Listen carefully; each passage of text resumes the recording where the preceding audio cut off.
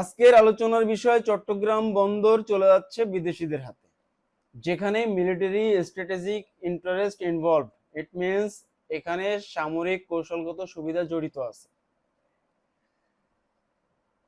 চট্টগ্রাম বন্দর শুধুমাত্র বাংলাদেশের একটি গুরুত্বপূর্ণ স্থাপনা নয়, এটি বাংলাদেশের বাণিজ্যের হৃৎপিণ্ড।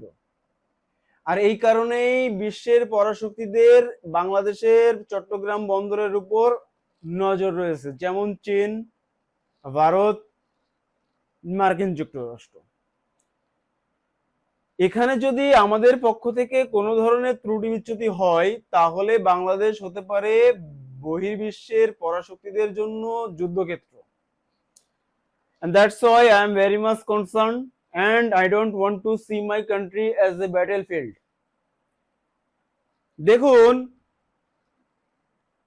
বাংলাদেশের কোনো নাগরিকই চায় না বাংলাদেশের অভ্যন্তরে বহির্বিশ্বের পরাশক্তিরা এসে যুদ্ধে লিপ্ত হোক।